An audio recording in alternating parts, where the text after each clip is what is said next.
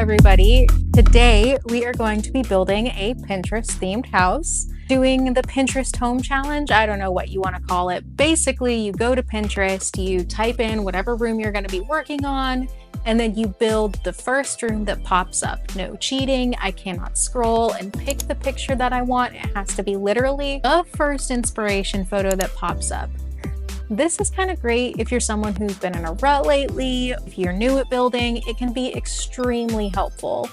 And for me personally, I find that it helps push me out of my comfort zone and try things I wouldn't necessarily think to do. This little entryway that I used platforms to create. So the entryway space is down one, but then I put the rest of the house on medium wall height and then raised the rest of the house up 2 spaces. I actually really like that. I think it helped create some definition of those spaces since it is a very open concept floor plan. It helps you feel like you walk in, you're not walking into whatever is going on. There's design theory called division of home, division of space, and that's where you use things like lighting, half walls to separate spaces in an open concept home. That way you don't have the energies from one space flowing into another space, right? So you might have someone relaxing on the couch, but then somebody who comes home is like really jazzed and pumped up, and you don't want that jazzed, pumped up energy immediately impacting the person who's relaxing on the couch. That's what that's all about. It's a theory that I really enjoy. I try to apply it in my own home.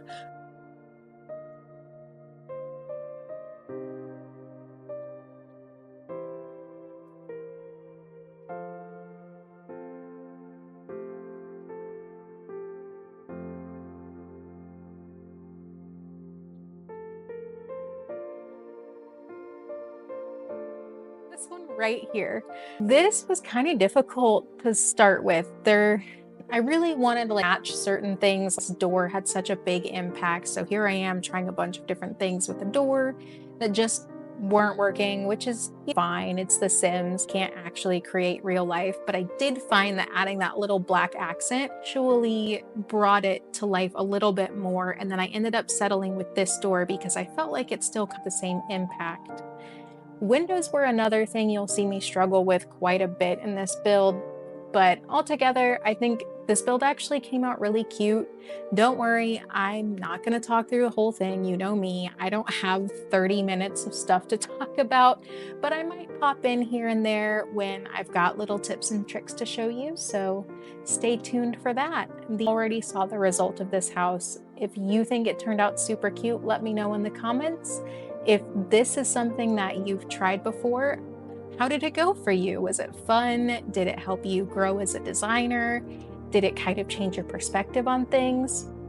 I've done the Pinterest challenge a few times in my personal gameplay, and I really like it mostly because Pinterest has an algorithm, so as your taste changes and as you save different things to your Pinterest boards, you'll get different search results. So you could do this challenge every couple of months if you're an avid Pinterest user and get a different house every time, which I love. I think that's so cute. I do want to do the challenge where you get a random word and then type that into Pinterest before something like living room. So if you go to the random word generator, it might give you the word frog, and then you have to search in Pinterest frog living room, and whatever comes up is what you have to build. I think that would be really cute and fun, so I'll probably do that sometime soon. Anyways, enough yammering from me. Please enjoy the rest of this speed build, and I'll see you occasionally throughout the speed build.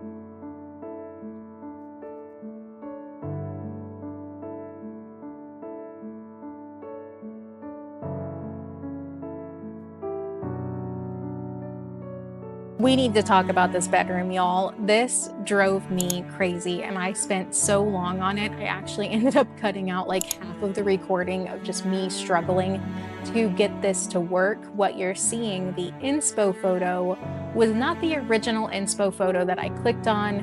I ended up picking this second photo, and you will see in just a few seconds when I switch to building that one instead of this one.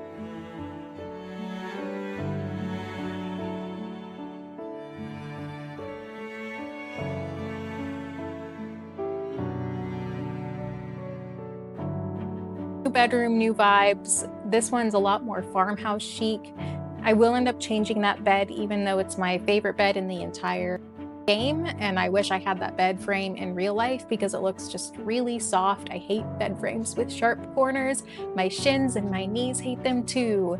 This one is a lot more farmhouse chic, but it's still got that element of glam to it, and I really had fun building this. Did it still take me forever? Yes. I don't have the horse ranch pack, so I probably could have had better items if I had that pack, but I just don't want horses in my game. I'm not that interested in them, and I'm not spending $50 to get a pack just to get the build buy mode, and there's no way to turn off horses. So if they could put in a way where you could turn off, as horrible as this is going to sound, turn off random cats and dogs, turn off horses, I think I would be more inclined to buy packs like that.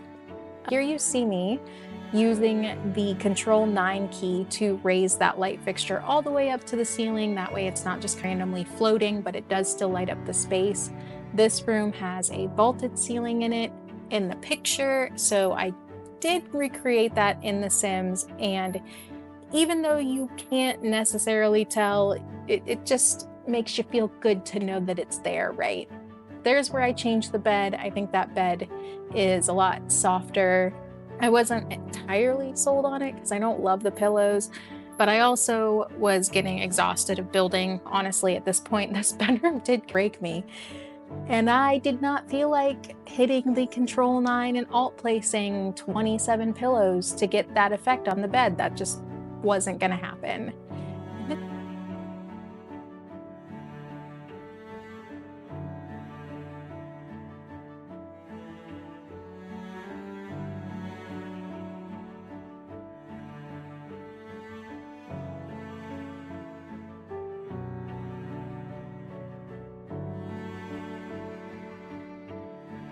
After this bedroom, before I do the bathroom, in real life, I actually went and took a little break. So if it seems like there are some weird time jumps, it might be because of that. But all in all, I think this bedroom actually came out really cute. I actually love all of the clutter on the shelves. It feels very warm, it feels inviting, but it still feels very light and bright with lots of natural light.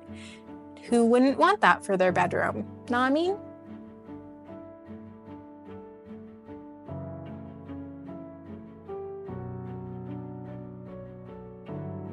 Made it into the bathroom. I am going to be doing a super cool trick with a walk-in shower where you use the Moschino glass panels to separate the space, but instead of just putting those directly on the floor, I've found that it actually looks a little bit more finished if you size down those glass panels and then put them on top of a half wall. You'll see in a second, once that's done, that having that full underneath there and then matching the color of the trim to the color of the windows makes it feel like those actually are supposed to be in that space. And then of course I put the kind of brick texture on the half wall and in the shower, so that's another tip. If you're gonna have a tile in your walk-in shower, definitely put that tile on the half wall as well. And then I added a column. Your Sims should still be able to use that. And then I also used that get to work little floor divider fence to help create even more division in the space. When I first started building walk-in showers like this, I hated the way they looked, and it was because I wasn't putting finishing touches on them. This bathroom, you will see here, after I build these sinks and get way too attached to them, that I have to reconfigure where the sinks go. If you have your bathtub in that little corner, your Sims can't actually get into the bathtub. So I quickly swapped the sides, which meant also moving everything around. But ultimately, I think it comes out really cute.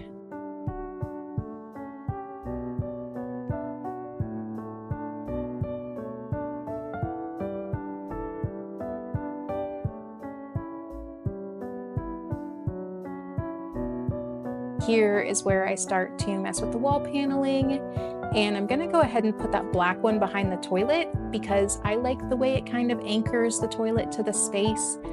Whenever I have a toilet next to a bathtub like that, I don't know why, it just really bothers me because it feels like they're two different things that shouldn't be in the same space.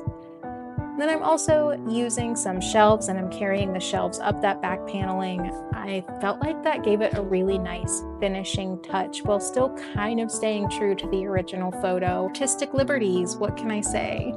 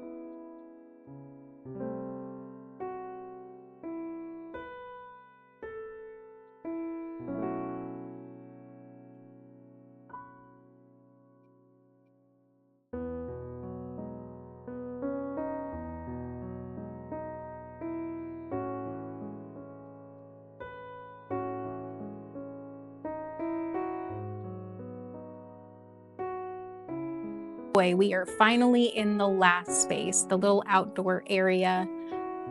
Controversial opinion, I love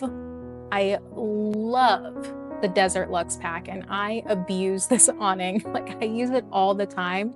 And I'm also overusing that lift key with the 9 trick. Sorry, let me speak with real words using the Control 9 key. I overuse that quite a bit as well. I thought this turned out so precious, and I'm going to be doing this all the time because that looks so cute, right? I never in a million years would have put those curtains on a pergola, but forget about it. They're going to be on every pergola from here on out. Every single one. So get ready for that.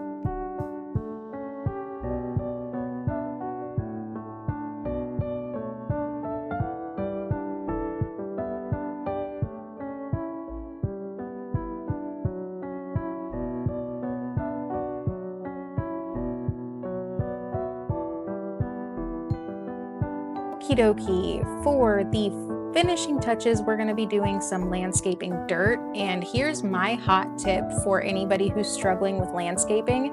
Don't start with dirt. Start with that like weird grassy mixed texture that's in the base game, and then you can add some dirt underneath of it. If you start with that at like the softest settings and then just kind of ground everything to the space, it will immediately make your builds look way better and like your build belongs in the space and it wasn't just a house dropped out of the sky. My other tip is what you see me doing there with the pavers, making those little corners round, because in real life that, people would probably be stepping there instead of actually following the path. The build is almost done now, so I am going to leave you to enjoy these last few moments together, enjoying a tour of the home. Goodbye, everybody, and I hope you have a wonderful day.